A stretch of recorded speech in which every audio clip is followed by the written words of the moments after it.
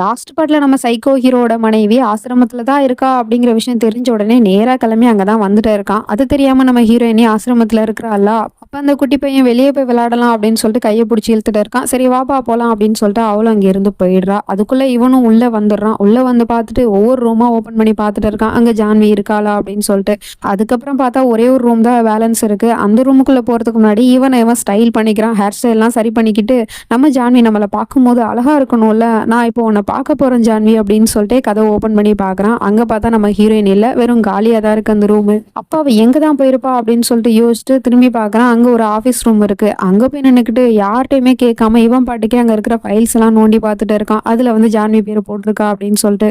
அப்படியே இவன் எல்லாத்தையும் கலைச்சு போட்டு தேடிட்டு இருக்கும் போது அங்க அந்த மேனேஜர் 4-5 பொண்ணுங்க கூட சேர்ந்து நிக்கிறாங்க. அந்த பொண்ணுங்க எல்லாம் போய் சொல்லியிருப்பாங்க போல, இப்படி ஒருத்தன் உள்ள வந்திருக்கான் அப்படின்னு சொல்லிட்டு. உடனே கேக்குறாங்க, யாரு நீ, உனக்கு என்ன வேணும், எதுக்கு இங்க வந்திருக்க அப்படின்னு சொல்லிட்டு கேட்டா, நான் என்னோட பொண்டாட்டி தேடி தான் வந்திருக்கேன், அவ இந்த போட்டோல இருக்கா அப்படின்னு சொல்லிட்டு போனை காட்ட போனா அவங்க பார்க்க மாட்டாங்க. நான் எந்த போட்டோவையும் பார்க்க விரும்பல, நீ இங்க இருந்து கிளம்பு ஃபர்ஸ்ட், இல்லைன்னா நடக்கிறதே வேற அப்படிங்கிற மாதிரி சொன்னதும் இவனுக்கு கோவம் வந்துருது. என்னையா நீ வெளியே போ சொல்ற, ஜஸ்ட் வெயிட் அண்ட் வாட்ச் அப்படிங்கிற மாதிரி சொல்லிட்டு அங்க இருந்து போயிடுறான். இப்ப மார்னிங் ஆயிடுச்சு, ஏதோ பிளான் பண்ணியிருக்கான் போல இவன். அந்த போலீஸ்காரன் தடுக்கிறான். சார் சார் இதெல்லாம் சரியா வராது சார், இது ஒன்றும் நம்ம ஊரு கிடையாது, நம்ம இஷ்டத்துக்கு பண்றதுக்கு, இது வேற ஊரு, இங்க நம்மளோட அதிகாரம் எல்லாம் செல்லாது சார் அப்படிங்கிற மாதிரி சொல்லிட்டு இருக்கான்.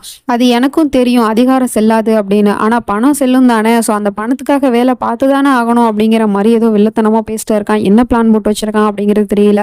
அதுக்குள்ள நம்ம ஹீரோயினி கிட்ட ஹீரோ ஏதோ ஒன்று பேச வந்திருப்பான் போல. ஐ திங்க் அவனோட காதலை சொல்றதுக்காக தான் வந்திருக்கான். பட் அதை எப்படி சொல்றது அப்படிங்கிறது தெரியாம முழிச்சுக்கிட்டு இருக்கான். அது அப்படிங்கிற மாதிரி சொல்லிட்டு இருக்கான். என்னாச்சு கிருஷ்ணன் நீங்க கூட்டிட்டு போகணுமா அப்படின்னு சொல்லிட்டு கேட்டா, இல்ல நான் அதுக்காக வரல அப்படின்னு சொல்லிட்டு இருக்கான். அப்போ வேற எதுக்காக வந்தீங்கன்னு கேட்கும் போது அது அப்படின்னு திரும்பவும் ஏதோ சொல்ல வரான். அதுக்குள்ள அங்க இருக்கிற நிறைய பொண்ணுங்க நாங்க கோயிலுக்கு போறோம் சியா, நீயும் வரியா அப்படிங்கிற மாதிரி கூப்பிட்டதும் இவ உடனே அந்த கிருஷ்ண தான் பார்த்துட்டு இருக்கா. ஏன்னா அவனை எப்படி தனியா விட்டுட்டு போறது அப்படிங்கிற மாதிரி. உடனே நம்ம ஹீரோவே சொல்லிடுறான், ஒன்னும் பிரச்சனை இல்லை, இவனே நீங்க உங்க கூடவே கூட்டிட்டு போங்க அப்படிங்கிற மாதிரி சொன்னதும் நம்ம ஹீரோயினி கிளம்பி அவங்க கூட கோயிலுக்கு போயிடுறா. அங்க கோயிலுக்கு போனதும் கிருஷ்ண ஒரு இடத்துல உட்கார வச்சுட்டு, நீ இவனை இங்கே பாத்துக்கோ, நான் போய் சாமி கும்பிட்டு வரேன் அப்படின்னு சொல்லிட்டு இவ சாமி கும்பிடுறதுக்கு போயிடுறா. அதே சமயம் இங்கே இந்த ஆசிரமத்துல பார்த்தா நிறைய போலீஸ் அங்க இருக்கிற பெண்கள் எல்லாரையுமே அடிச்சு வெளியே துரத்திட்டு இருக்காங்க. ஏன் சார் இப்படிலாம் பண்ணிட்டு இருக்கீங்க அப்படின்னு சொல்லிட்டு அந்த மேனேஜர் கேட்டா, நீங்க இங்க ஆசிரமம் நடத்துறங்கிற பேர்ல தப்பான தொழில் பண்ணிட்டு இருக்கீங்க அப்படிங்கிற மாதிரி எங்களுக்கு இன்ஃபர்மேஷன் வந்துச்சு, அதனாலதான் உங்களை எல்லாம் கூட்டிட்டு போறோம், போய் வண்டியில இருங்க அப்படிங்கிற மாதிரி கத்திட்டு இருக்கானுங்க. ஒன்னும் புரியல அந்த மேனேஜருக்கு. அப்படிலாம் இல்ல சார், யார் அப்படி சொன்னா அப்படின்னு சொல்லிட்டு கேட்டா, எங்களுக்கு அப்படிதான் இன்ஃபர்மேஷன் வந்துச்சு, நீங்க கிளம்புங்க அப்படிங்கிற மாதிரி சொல்லிட்டு எல்லாரையும் போலீஸ் ஸ்டேஷனுக்கு கூப்பிட்டுட்டு இருக்காங்க. உடனே இந்த மேனேஜர் இந்த விஷயத்த நம்ம அவங்க கிட்ட சொல்லியே ஆகணும் அப்படிங்கிற மாதிரி சொல்லிட்டு எங்கேயோ போறாங்க. அண்ட் இது எல்லாமே இந்த விராஜோட பிளான் தான். எல்லாத்தையும் பண்ணிவிட்டு கார்ல தூரமா நின்று எல்லாத்தையும் வேடிக்கை பார்த்துட்டு இருக்கான். இப்போ ஜான்வி வெளியே வந்துதானே ஆகணும் அப்படிங்கிற மாதிரி வெயிட் பண்ணிட்டு இருக்கான். அப்ப அந்த போலீஸ்காரனும் நாங்க உள்ள தேடி பார்த்துட்டோம், உங்க பொண்டாட்டியை காணோம் அப்படிங்கிற மாதிரி சொன்னதும், ஒண்ணு அவ வெளியே இருக்கணும் இல்ல உள்ள இருக்கணும், வெளியே பார்த்த வரைக்கும் அவ எங்கேயும் இருக்கிற மாதிரி தெரியல, அப்ப அவ உள்ளதான் இருக்கணும், நீங்க இப்ப என்ன பண்றீங்கன்னா அந்த ஆசிரமத்துக்கு சீல் வைங்க, அப்புறம் உள்ள போய் நம்ம தேடிக்கலாம் அப்படிங்கிற மாதிரி சொன்னதும் அவனும் அங்க இருந்து போயிடுறான். அதே சமயம் இந்த விஷயம்லாம் கோயில்ல வந்த பொண்ணுங்களுக்கு ஃபோன் பண்ணி சொல்லியிருப்பாங்க போல. அதனால அந்த விஷயத்த சியா கிட்ட சொல்லிட்டு இருக்காங்க. இந்த மாதிரி ஆசிரமத்துல ஏதோ ஒரு பிரச்சனை நடக்குதான், இப்பதான் கால் பண்ணி சொன்னாங்க அப்படின்னு சொன்னதும், என்ன பிரச்சனை அப்படின்னு சொல்லிட்டு கேட்கிறா. அது தெரியல, போய் பார்த்தா தான் தெரியும் அப்படிங்கிற மாதிரி சொன்னதும், சரி கிறிஸ்டின் எங்க உங்ககிட்ட தானே விட்டுட்டு போனேன் அப்படின்னு சொன்னா, ஆமால இங்கதான் நின்னா, அவன் எங்க போனான்னு தெரியல அப்படிங்கிற மாதிரி அலட்சியமா பதில் சொல்லிட்டு இருக்கா. அதுக்கப்புறம் அவனை எங்க பார்த்தாலும் தேடிட்டு இருக்கா, ஆனா அந்த பையன் எங்க போனா அப்படிங்கிறது தெரியல. பாவம் வாய் வேற பேச முடியாது. இந்த பக்கம் நடக்கிற கூத்தெல்லாம் அவன் வேடிக்கை பார்த்துட்டு கார்ல உட்காந்துட்டு இப்ப ஜான்வியை கண்டுபிடிச்சிடலாம் அப்படிங்கிற மாதிரி பார்த்துட்டு இருக்கான். அப்ப பார்த்தா 4-5 கார் நிக்குது. அதுல இருந்து பார்த்தா நிறைய ஜிம் பாய்ஸ் எல்லாம் இறங்குறாங்க. யாருன்னு தெரியல, கூடவே ஒரு அம்மாவும் இறங்குறாங்க.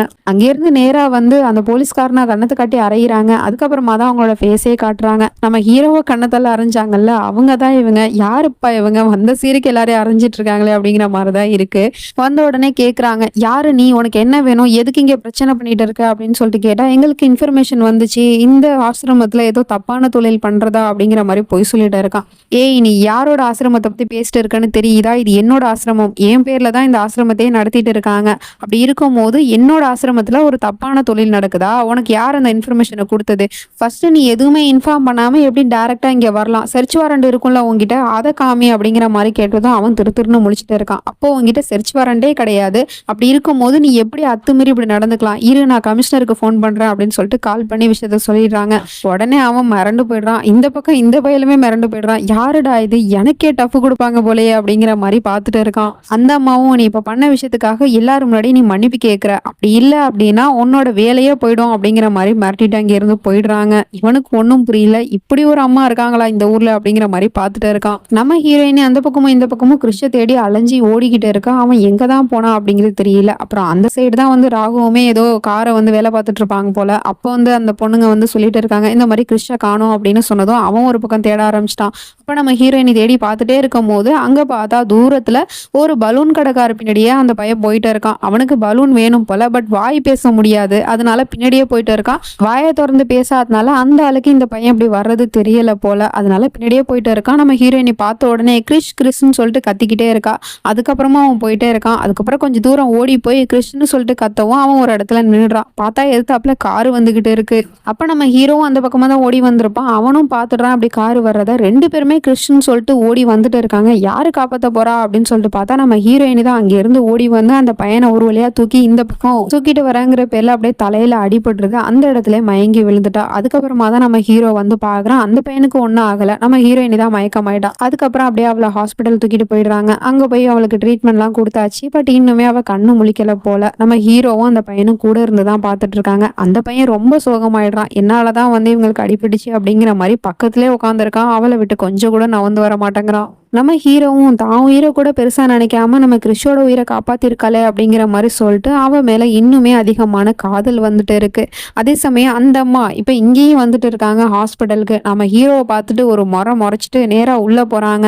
கிறிஷ பாக்குறதுக்காக தான் வந்திருப்பாங்க போல. கிறிஷ் எப்படி இருக்கான் அப்படின்னு சொல்லிட்டு கேட்டா அவனுக்கு எதுவும் இல்லம்மா, அவன் நல்லா தான் இருக்கான். ஆக்சுவலி கிறிஷ வந்து காரு மோத வந்துச்சு, இந்த பொண்ணு தான் சரியான நேரத்துல வந்து காப்பாத்திட்டா அப்படிங்கிற மாதிரி சொன்னதும் இந்த பொண்ணு யாரு அப்படிங்கிற மாதிரி கேட்டுட்டு இருக்காங்க. இந்த பொண்ணு நம்ம ஆசிரமத்தில் தாமா இருக்கா அப்படிங்கிற மாதிரி சொல்லிட்டு இருக்கா. சரி அது இருக்கட்டும், என்னோட கிறிஷ் எதுக்காக கோயிலுக்கு போகணும் அப்படிங்கிற மாதிரி கேட்டுட்டு இருக்காங்க. இந்த பொண்ணுக்கு என்ன பதில் சொல்றதுன்னு தெரியாம நான் தாமா கிறிஷ வந்து கோயிலுக்கு அழைச்சிட்டு போனேன், அப்ப என் கையை தட்டி விட்டு இவன் வந்து ஓடி போயிட்டாமா, நான் பின்னாடி போய் பிடிக்க போறதுக்குள்ள அங்க காரு மோத வந்துருச்சு, நல்ல வேளை இந்த பொண்ணு தான் காப்பாத்தினா அப்படிங்கிற மாதிரிலாம் சொல்லிட்டு இருக்கா. உடனே இந்த பொண்ணுக்கு திட்டு விழுகுது. நீ எல்லாம் ஒரு அம்மாவா இவ்வளவு அலட்சியமா பதில் சொல்லிட்டு இருக்க, நீ பெத்த பிள்ளையே உன்னால பாத்துக்க முடியாதா அப்படிங்கிற மாதிரி திட்டிட்டு இருக்காங்க. உடனே நம்ம ஹீரோக்கு கோவம் வந்துருது.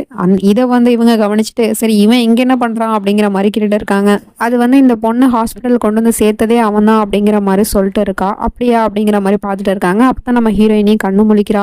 கண்ணு முழிச்ச உடனே கிறிஸ்க்கு ரொம்பவே சந்தோஷமா இருக்கு. அப்படியே அவளை கட்டி பிடிச்சிட்டு அழுதுட்டு இருக்கான். அப்போ எதிர்த்தாப்புல இந்த அம்மா நிக்கிறத பார்த்துட்டு நம்ம ஹீரோவை அரைஞ்சாங்கல்ல, அதுதான் ஞாபகத்துக்கு வருது நம்ம ஹீரோயினிக்கு. அவங்க டக்குன்னு கேக்குறாங்க, நீ யாருமா, உன் பேர் என்ன அப்படிங்கிற மாதிரி கேட்டதும் சியா அப்படின்னு சொல்றா. சரி இந்த விஷயம் இந்த பொண்ணோட ஃபேமிலிக்கு தெரியுமா அப்படின்னு சொல்லிட்டு கேட்டா அவளுக்கு ஃபேமிலியே இல்லை அப்படிங்கிற மாதிரி சொல்லிட்டு இருக்கா. அப்படியா அப்படிங்கிற மாதிரி பார்த்துட்டு இருக்கா. அப்ப அந்த பையனும் வந்து கையை பிடிச்சு கூப்பிட்டுட்டு இருக்கான். உடனே இந்த பையனோட அம்மாவும் அவங்கிட்ட போய் அதான் வந்து இப்ப சியா வந்து ரெக்கவர் ஆயிட்டாங்கல்ல, சோ பிரச்சனை இல்லை, நீ மறுபடியும் வந்து ஒரு நாள் வந்து நீ இவங்களை பாத்துக்கலாம், இப்ப வீட்டுக்கு போலாம் அப்படின்னு சொன்னா அந்த பையன் வரமாட்டேங்கிறான். நம்ம ஹீரோயினி கூட ஆசிரமத்துக்கு தான் போவேன் அப்படிங்கிற மாதிரி பிடிவாதம் பிடிச்சிட்டு இருக்கான்.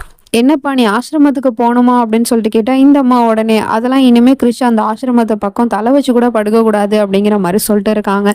இவங்க இப்படி சொன்னதை கேட்டு நம்ம ஹீரோயினி ஷாக் ஆகுறா. இவன் ஒரு ஆளால தான் நம்ம ஹீரோயினி தைரியமாவும் சிரிச்சுக்கிட்டும் இருக்கா. இப்ப இந்த பையன் வரல அப்படின்னா நம்ம ஹீரோயினோட நிலைமை என்ன ஆக போகுதுன்னு தெரியல. வெயிட் பண்ணி தான் பார்க்கணும். நெக்ஸ்ட் நம்ம அடுத்த பாட்டுல பார்ப்போம். அது வரைக்கும் பை ஃப்ரெண்ட்ஸ்.